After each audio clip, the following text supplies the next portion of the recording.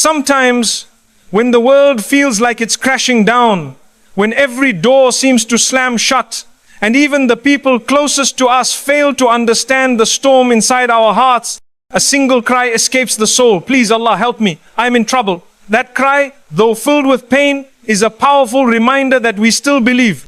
We still know that above the clouds, above the chaos, there is one who hears even the silent whisper of a shattered heart. Trouble in life is not a sign that Allah is angry with you. It is not always a punishment. In fact, sometimes it's His most loving way of drawing you closer to Him. When things are easy, we often forget. But when things are hard, our hands tremble in dua, our eyes weep in sujood, and our hearts break only to find peace in His name. When a person faces hardship, the natural human instinct is to seek a way out, to escape, to find a solution. People run to all sorts of things. Some turn to people for support. Some immerse themselves in distractions. And some even fall into sinful behavior as a way of numbing their pain. But among all these choices, there is one that carries unimaginable peace, one that brings with it true hope and healing, turning to Allah. This is not just an act of desperation, but an act of strength. It is a realization that no matter how complex the problem may seem, no matter how dark the night gets, there is a Lord who is closer to us than our own jugular vein, and He has power over all things. Turning to Allah is not a last resort. It is the first step to real recovery. But sometimes we are so immersed in the chaos of our lives that we forget who is in control. We get so busy trying to fix everything with our limited strength that we ignore the one who never tires. When a person finally lifts their hands and says, "Oh Allah, I need you," that's not a sign of weakness. That's the moment of true empowerment. Because when you depend on yourself, your capacity will eventually run out. But when you rely on Allah, you're relying on the one who has no limits, no barriers, no weaknesses. In moments of trouble, there is a special type of sincerity that pours out of the heart. It's raw, it's real, and it is beloved to Allah. Sometimes you may not even know what to say. You might just repeat His name over and over again, with tears falling silently from your eyes. And that alone can be the most powerful supplication. The one who created your voice understands the words you cannot form. The one who shaped your heart understands the emotions you can't explain. And the one who placed your soul in your body knows exactly what it needs to be healed. Look at how the prophets turned to Allah in their darkest hours. Yunus, when he was swallowed by the whale, didn't have a grand dua filled with poetry. He simply said, "La ilaha illa anta, subhanaka, inni kuntu min az-zalimin." There is no deity except you. Glory be to you. Indeed, I was from the wrongdoers. That was it. He recognized his own weakness and affirmed the greatness of his Lord. And in return, Allah rescued him in the most miraculous way. Why? Because turning to Allah sincerely, even with a simple few words, is more powerful than turning to the whole world with long speeches. Musa, standing at the edge of the sea with Pharaoh and his army behind him, didn't panic. His people were afraid, but he said with full confidence, "Indeed, my Lord is with me, He will guide me." That is what it means to turn to Allah. It means you face the biggest challenges with the firm belief that the one who brought you here will not abandon you. He will either part the sea or give you the strength to swim across it, but He will never leave you to drown. Turning to Allah is not just about making dua. It's about realigning your entire outlook. It's about recognizing that the control you thought you had over your life was always limited. It's about realizing that your problems were never bigger than your Lord. They just seemed that way because you tried to face them alone. And it's about surrendering, not in defeat, but in trust. You say to Him, "I can't do this without you," and He responds by carrying you through it in ways you never imagined. Sometimes Allah allows everything around you to fall apart, so you'll be forced to turn back to Him. It may feel like you're being broken, but in reality you're being rebuilt.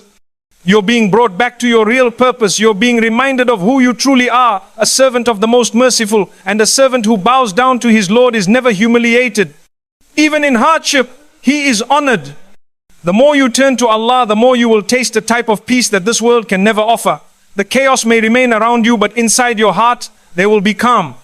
That calm comes from knowing that you're not walking alone, that your prayers are being heard, that your tears are being counted, and that your trust in Allah will never be wasted.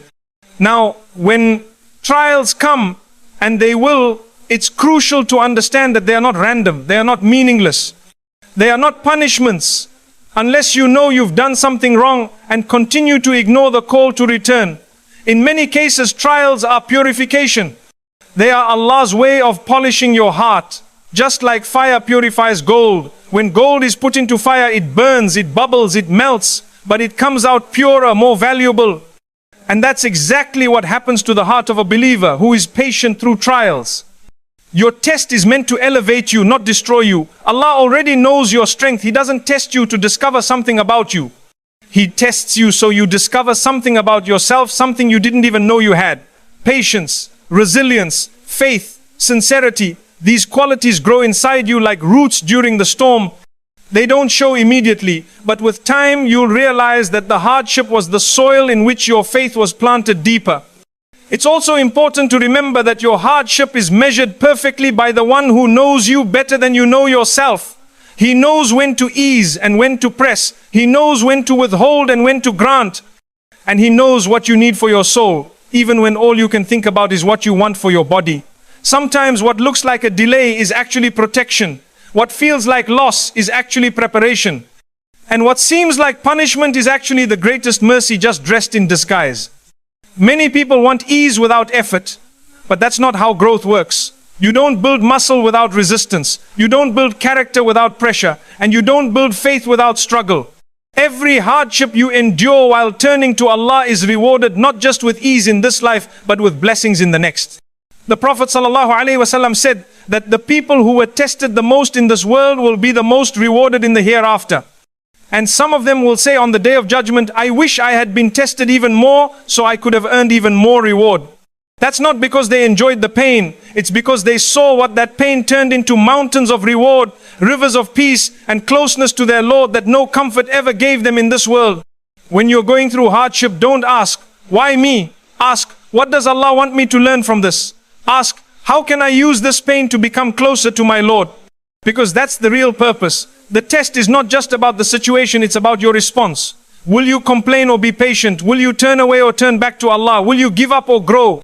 Some of the greatest blessings are born out of the worst trials. Look at how a broken heart can lead to a sincere prayer. Look at how being abandoned by people can push you to seek Allah more deeply.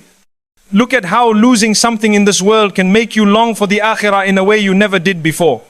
Trouble has a way of stripping away the false attachments, the illusions of control, and the distractions that kept you away from your purpose. What's left is you and your Lord, and that's when real healing begins. There are times when Allah will test you with something you've been trying to avoid your whole life. A fear, a loss, a painful truth, and He will place it directly in your path. Not to hurt you, but to free you from the grip it had on your soul. Because when you learn to rely on Him through that pain, you become stronger than it. You rise above it. And you begin to see that the test wasn't meant to break you, it was meant to wake you up. Allah doesn't want to see you suffer endlessly, but He wants to see you return to Him with a heart that is humble, clean and alive. And sometimes that heart can only be softened by tears. Sometimes the most stubborn pride can only be removed by struggle. And sometimes your greatest spiritual awakening can only happen after your greatest worldly disappointment.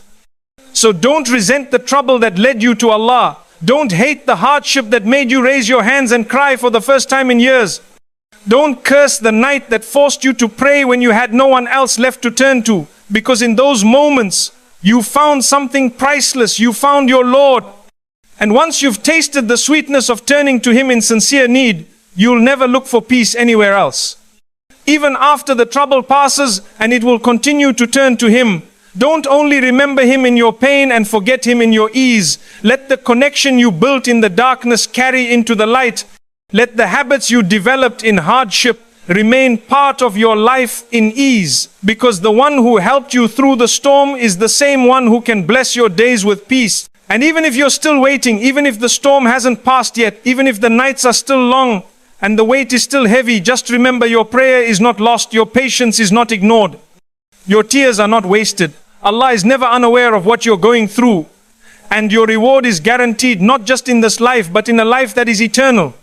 When life becomes difficult and the heart begins to tremble from the weight of hardship, a person instinctively looks around for comfort, for support, for someone to lean on. It's natural to turn to people, to friends, family, even strangers, with the hope that they will lift the burden, ease the pain, or at least understand the anguish we're carrying. But sooner or later, most people discover that not everyone can or will carry your pain with you. Some people are simply unable to help. Others might be too distracted by their own lives to notice. And sometimes, the very people we trust the most are the ones who let us down. That's one of the hardest lessons a human being can learn, that people might fail you, but Allah never will. It hurts when someone you love turns their back on you. It stings when someone you've always supported walks away when you need them the most. It feels crushing when you expect comfort and receive silence instead. But this emotional pain, while heavy, has a hidden wisdom. It gently, or sometimes harshly, redirects your heart toward the only one who is always present, always listening, and always capable of helping: Allah. Allah never promised that people would be perfect. He never told us that the ones we love would always stand by our side. In fact, part of His wisdom is allowing people to disappoint us, so that we learn to stop depending entirely on them and start depending fully on Him. The more a person leans on people, the more fragile they become, because people are not built to carry our emotional baggage, our hopes, our dreams, and our fears all at once. But Allah is. He is Al-Wakil, the disposer of affairs. He is Al-Latif, the most gentle. He is Ar-Rahman, the most merciful. And He never leaves a believer who calls upon Him sincerely without a response. When people fail you, you might start questioning yourself. You might think, am I not good enough? Why didn't they help me? What did I do wrong? But this cycle of blame only leads to more sadness. What truly matters is not whether people stood by you, but whether you stood firm in your connection with your Lord. He sees your pain, even when others overlook it. He hears your cries, even when you hide them from the world. And He understands your heart, even when you don't have the words to express what you're going through. There are moments in life when your heart will break not once, but many times.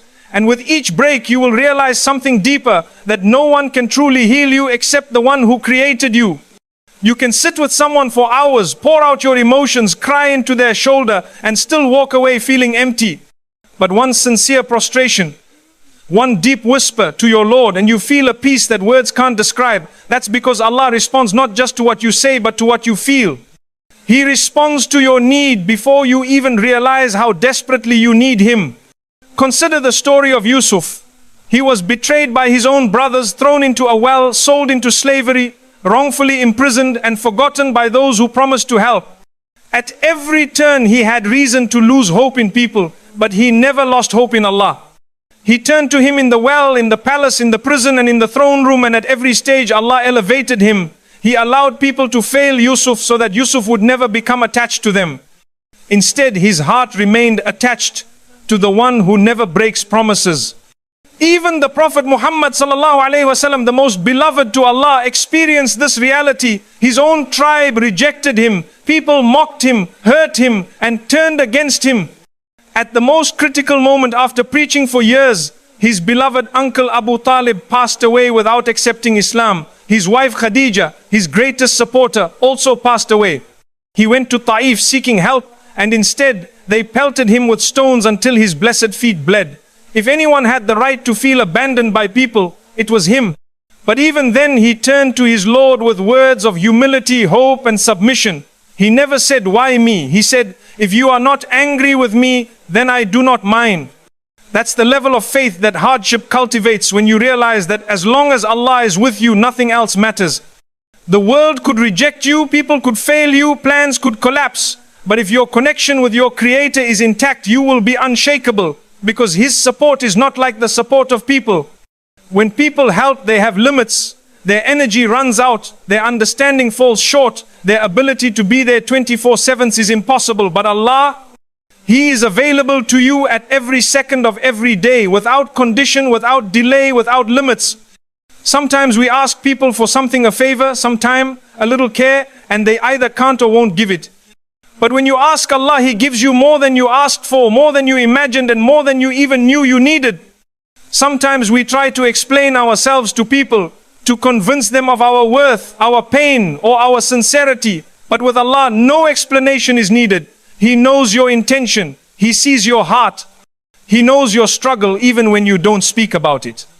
It's in those moments of isolation when people turn away that Allah often pulls you toward Him. He empties your hands so you'll raise them to Him. He silences the world around you so you'll finally hear His words. And He removes your worldly attachments so you can finally feel the sweetness of depending solely on Him. That's not a punishment. That's a gift in disguise. If every person supported you but Allah was displeased with you, what benefit would that bring? But if every person turned away from you, yet Allah loved you and supported you, what harm could ever touch you? This is why some of the most beloved people to Allah were tested the most. Their trials were not signs of abandonment, they were signs of elevation. They were purified, refined and raised in rank, not because people celebrated them, but because Allah honored them. This life is temporary, and so are the people in it. Attach your heart to anything temporary and you'll always fear loss, but attach it to the eternal and you'll never be afraid again. Let every disappointment remind you to look higher. Let every heartbreak push you to make sujood. Let every moment of being forgotten by people become a moment of being remembered by Allah. Because in the end, it won't matter who supported you, who applauded you, or who ignored you. What will matter is who you turn to when the world seemed too heavy to carry. If the answer is Allah, then you've already succeeded. He is the one who never fails, never forgets, never abandons. The one who always listens, always understands, and always gives, sometimes what you asked for, and sometimes something far better. Dua is one of the most intimate and profound acts of worship. It is not simply a ritual where you repeat words with the expectation of instant results. It is not a vending machine where you insert a request and expect a guaranteed product. It is a conversation, a direct, personal, and beautiful connection between the servant and the master. When a person makes dua, they are not just requesting something from Allah. They are engaging in a moment of divine communication that can reshape their soul, soften their heart, and realign their purpose. In our world today, many people approach dua with a transactional mindset. They think, I made dua for something, I didn't get it. That means it didn't work. But dua is not a transaction that ends when the request is fulfilled or denied. Dua is a process. It's an act of returning, of remembering, of humbling oneself before the one who owns the heavens and the earth. It's a way of expressing both our need and our love. A person might not realize it, but the moment they raise their hands and say, Ya Allah, is already a moment of success. Because they have just acknowledged the source of all help, the controller of all affairs, and the only one who never tires of being asked. When someone is in difficulty and they cry out to Allah, they are not losing anything. Even if their situation doesn't change immediately, they are gaining something even greater. They are connecting to their Lord. They are admitting that they cannot do it alone. They are admitting that the help of people has limits, but the help of Allah is infinite. And that connection, even if it doesn't bring the exact result a person wants, is never wasted. It becomes a light in their heart, a means of tranquility, and a pathway to blessings they didn't even ask for. The Prophet ﷺ taught us that no dua goes unanswered. Either Allah gives you exactly what you asked for, or He delays it because the timing is better, or He replaces it with something better in this life or the next, or He removes a calamity that was about to fall upon you. So in all cases, a sincere dua is never lost. But the one who treats dua like a demand and then walks away when they don't see results is missing the point. They are not really making dua, they are making a complaint. They are not turning to Allah out of love and trust, but out of frustration and impatience. That is not the spirit of dua. True dua is an act of surrender. It is not about presenting Allah with a list of demands. It is about pouring your heart out and saying, you know what I need more than I do. You know what is best for me even when I don't understand. You know my weakness, my fear, my hopes and my flaws, and yet you still allow me to speak to you. That level of humility is what makes dua so powerful. It's not about the words, it's about the heart behind those words. Some of the most powerful duas are the ones made in silence, in tears, in prostration, not because they follow a specific formula, but because they come from a place of sincerity. When your heart is broken and your voice is trembling, and you still say, Ya Allah, I trust you, that is a dua that shakes the heavens. Angels are recording it. Your Lord is listening. And even if the world sees nothing change, something inside you has already transformed. Dua is also not limited to times of hardship. Many people only remember to make dua when they are in pain. But the most beautiful relationship with Allah is when a person makes dua in both hardship and ease. When things are going well, they still turn to Allah and say thank you. They still ask for guidance, protection, and continued blessings. They don't forget the one who gave them everything in the first place. That type of dua is not a reaction to suffering, it is a lifestyle of worship. Dua is also a means of protecting your heart from arrogance. It reminds you that no matter how strong, intelligent, or wealthy you become, you are still in need of your Creator. It reminds you that your plans are limited